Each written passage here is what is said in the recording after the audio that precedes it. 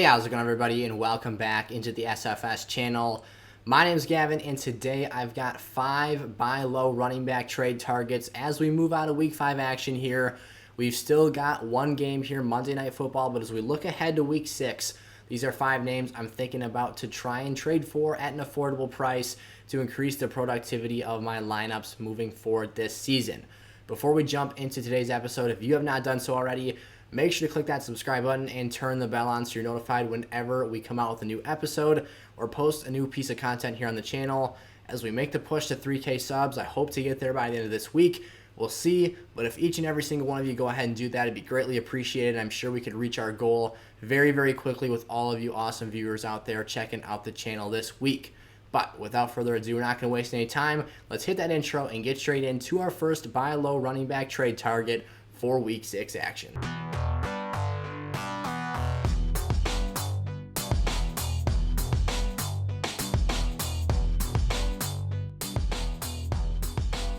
Alrighty, a quick disclaimer before we jump into our first overall player here.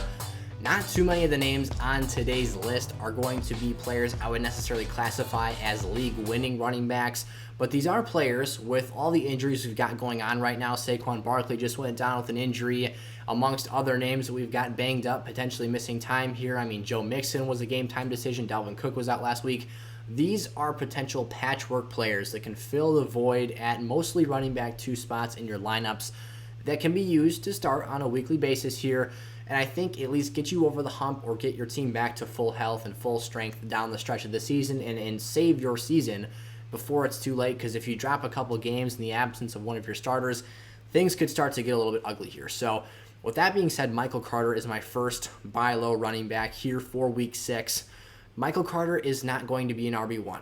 He's not going to be a top 12 producer. He doesn't have, I would argue, league-winning running back upside, despite the fact that he is a rookie running back, and these are typically the players we see do that. Now, would I be surprised if he did so? Yes.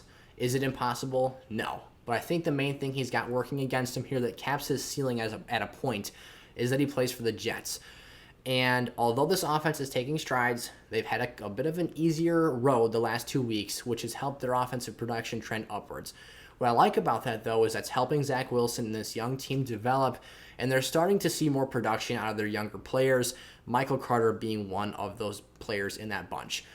Over the past month of the season, 5 weeks now, since week 1, he has gradually and steadily inclined his overall snap percentage on this team.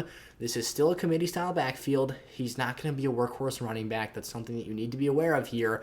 But the skill set and production, particularly in PPR formats, is there to have steady RB2 productive weeks while he's healthy and while he doesn't have a terribly daunting matchup on the other side of the field from him.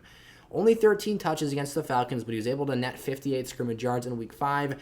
And in the last 2 weeks, he has a touchdown in each of those games. So with the steady growth he's seeing in terms of his snap percentage in the backfield, it's nothing crazy yet. He's just over 50% on a great week. But the pass catching ability, the fact that he's involved on those sets and in those downs and distances is valuable here. And I like him as a player. He can produce. He's elusive. He can make defenders miss. When he gets the blocking and the requisite ability and space that he needs to get out there, he can get the job done, and he can be, again, a steady RB2 producer. Nothing more, nothing less. He's still going to have ugly games here because of the fact that he plays for the Jets, but the talent and the overall skill set is there to have productive games for Carter moving forward here. And as someone who is not an established running back right now, the time is now to buy for him before he potentially increases his trade value down the stretch of this season. Before I get into my next buy low running back for week 6 NFL action, I'm going to take a quick second to talk to those of you who are trying to become better sports bettors this NFL season. OddsJam is a sports betting website that allows you to compare odds from over 30 top sports books and find the best value on either side of a given sporting matchup. For example, here we'll head over to the football section on the odds drop-down menu, and here you can see all the different game modes that OddsJam has at your disposal to compare odds from. But for today's video, we'll take a peek at the money line section for tonight's Monday Night Football matchup between the Baltimore Ravens and the Indianapolis Colts. You'll see a lot more than usual here this week. We've got very similar odds across the sports books. OddsJam highlights in yellow the top odds that'll give you the best bang for your buck. regardless of which side of the line you're betting on. So here for the Baltimore Ravens, minus 294 odds is your best bet, and plus 280 if you're going to bet the Colts this week. I'll take the favorite Ravens here in a straight money line bet, but there you can see and compare which of the sports books are your best options to bet with this week. Another awesome feature that OddsJam has is their risk-free arbitrage bets, where they found mathematical line discrepancies between various sports books for a given betting game style. Here you'll see the total points over or under set at 57 for Monday Night Football between the Ravens and Colts. And what you'll need to do is place an even bet on each side. They've given you various sports books for the over and various sports books for the under. And you'll just need to pick one of those, place an even bet on each side. And the one that wins, obviously one of those bets is going to win, the other is going to lose because they're either going to go over or under 57. But that winning bet will give you a profit greater than what you invested into each of those games combined, therefore giving you that guaranteed return on your investment. You can get your free OddsJam account started today by checking out the top link in the description of today's video and checking out the various packages they have for you to become an even better sports bettor. Also, check out their Twitter account, which I posted as well, to learn more information about OddsJam. Alrighty, back to business now here. OddsJam, one more time, go check it out in the description of today's video. I use it as a personal tool on a week-to-week basis for my sports betting. But with that being said, Chase Edmonds is my next buy low running back trade target for Week 6 action. Edmonds did some things I liked here in Week 5. He did some things I didn't like. And one of the things I did like, despite the fact that his production was awful, only 1.5 points in half PPR scoring, is that at least it opens up the door for us to go out and trade for him in more of our leagues and take advantage of the receiving upside that he has for us here. He fumbled the football, lost that fumble, boom, minus 2 points in a lot of leagues, and obviously 1.5 points, add those 2 points back, you're only at 3.5 points. But James Conner wasn't overly productive in this game either. The 49ers front was very stifling in this game and was really preventative against the big explosive runs we've seen from Chase Edmonds in the past here. Conner only had 29 yards rushing. He falls into the end zone, boom, a free 6 points. That's how things go. Chase Edmonds is not the goal line running back for this team. But despite all that, despite the fact that he was unproductive as a rusher, despite the fact that he didn't spring any plays, didn't make anything explosive happen, he still hit his floor of about 4 targets on a weekly basis. That ties his season low, but a season low of 4 targets as a running back out of the backfield is still something to feel pretty good about. On a week-to-week basis, that is his role here in this offense. He is the explosive playmaking running back for this team. You could call him a change of pace back, whatever it might be. Heck, if you want to call him a scat back, go for it, because that's what we love to see him soak up here. We've seen Naheem Hines be incredibly productive as a scat back type player, but I think Chase Edmonds is even more than that, because him and James Conner share the touch load in this offense at about a 50-50 split here. Some weeks it's 60-40 or 40-60, one way or another. But Chase Edmonds is very much involved in this team. And for a player who I see in PPR leagues as a strong RB2 start, having this level of a down performance makes it a lot easier to go out and target him in the trading market this week. So I'm not backing off of Chase Edmonds. He's banged up coming into this game. So was James Conner. Maybe that has something to do with their inefficient play and unproductivity here. But I'm not panicking, like I said. The target floor was there. He's still getting passes thrown his direction. I'm sticking with the Chase Edmonds bus for the rest of this season. Javonte Williams, the weekly name that pops up here in this video almost every single time. There is still a window to go out and buy Javonte Williams. Him and Melvin Gordon touched the football an equal amount of times this week, 11 touches respectively for each of the two players in this Broncos 1-2 punch. But Javonte Williams did a heck of a lot more than Melvin Gordon did with those opportunities. 86 scrimmage yards Javonte Williams' way to 43 for Melvin Gordon. So exactly twice the amount of yardage output for Javonte Williams as Melvin Gordon had here. Neither of them scored a touchdown. Neither of them did anything one way or another to really boost their production over. It was just the fact that Javonte Williams was more impactful with the touches he was given. The more this happens, the more he begins to take over this offense, the more that he proves to the coaching staff that he is potentially better than Melvin Gordon. We might begin to, by the end of this season, see the touch count begin to sway more and more to 55-45, 60-40, 65-35 in favor of Javonte Williams. This happens every year. We're looking for who that running back is going to be this season. I've got Javonte Williams circled in red as the primary suspect to be that breakout running back, that rookie running back down the stretch of this fantasy season that we have seen on a year-to-year basis here for the last 3 or 4 seasons now. So I think Javonte's got all the tools. He's a complete running back. He can catch the football out of the backfield, be used as a goal line back, be used as a workhorse player. He's just got to get the opportunity, get the workload, get the touches, and he should be cashing in for some big fantasy performances. I value him as a league-winning asset this season. I think that he's got a lot of upside here, and the fact that he's showing us a decent floor and that he can still be productive while splitting touches with Gordon is an encouraging fact here.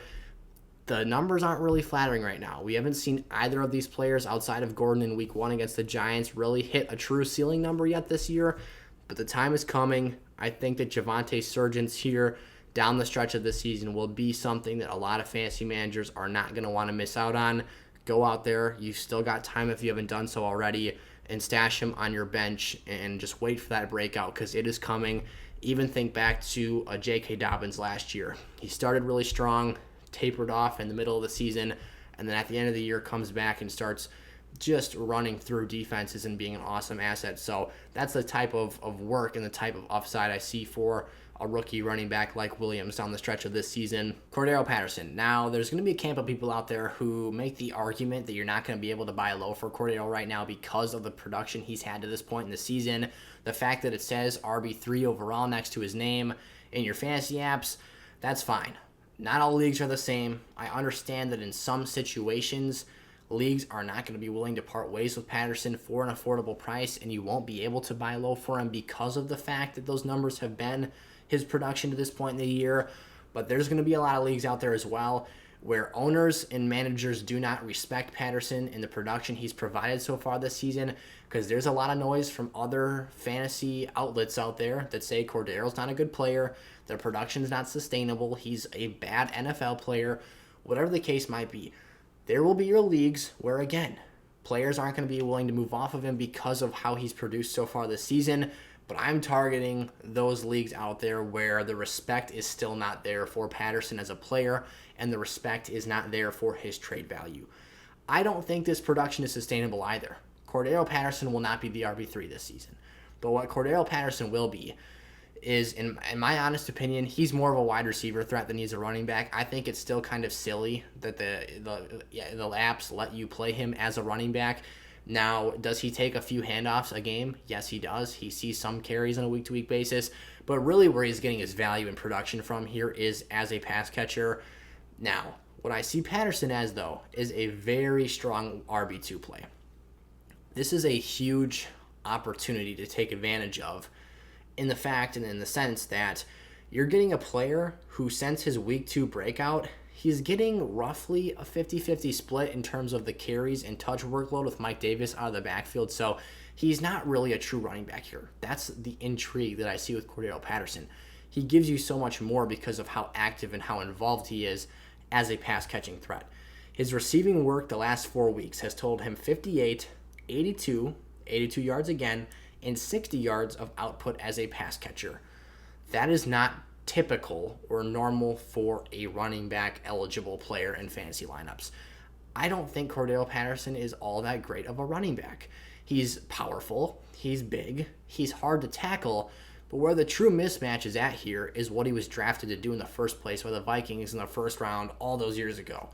He is a monster of a human being, and if you ask a scrawny little defensive back to try and tackle him, he's probably going to run him over. That's why he's so good at kick returning, because the dude has lightning fast speed and is huge.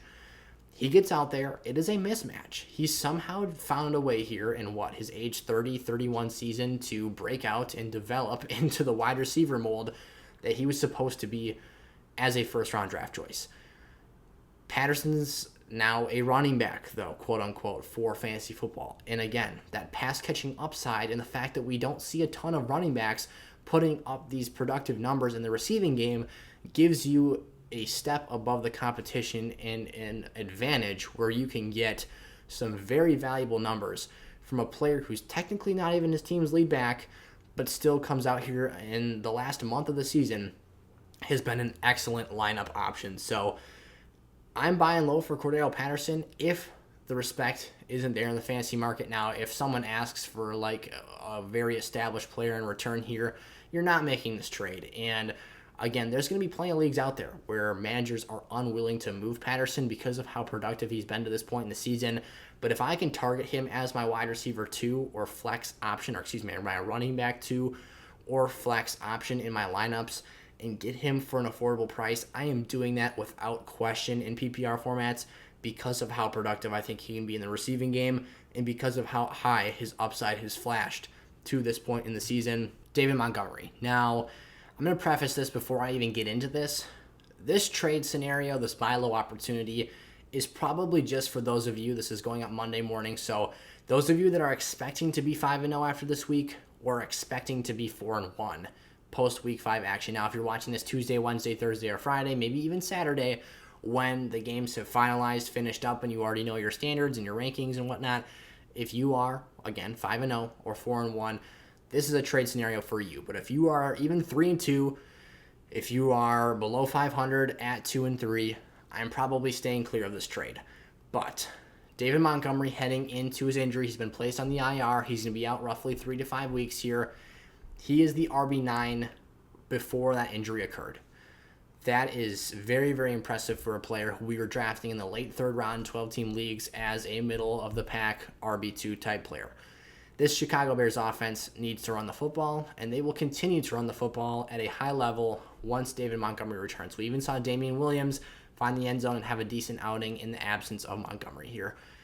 This is a player who, if you can buy low for him, help out one of those needy teams who needs a short-term asset and stash Montgomery on your bench for his inevitable return, you could potentially find yourself, if you're 5-0 or 4-1, you've probably already got a strong running back group, and you've probably already got at least a RB1 at your disposal.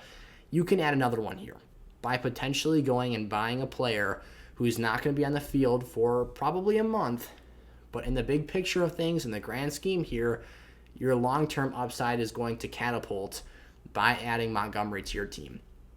Let's say you are an Austin Eckler owner. Maybe you've got Nick Chubb, Dalvin Cook, whatever the case may be.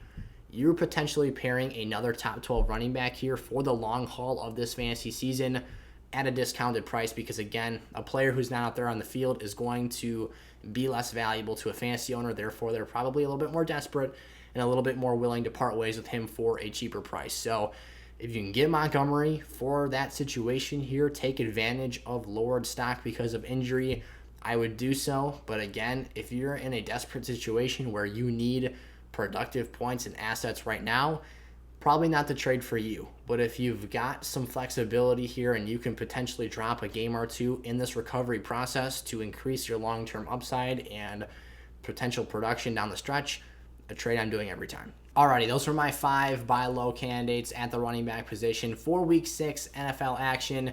If you guys enjoyed today's video, remember we're trying to make that push for 3K subs, so click that subscribe button and turn the bell on so you're never late for an episode here on the channel and are always up to date with our latest videos and content for you all.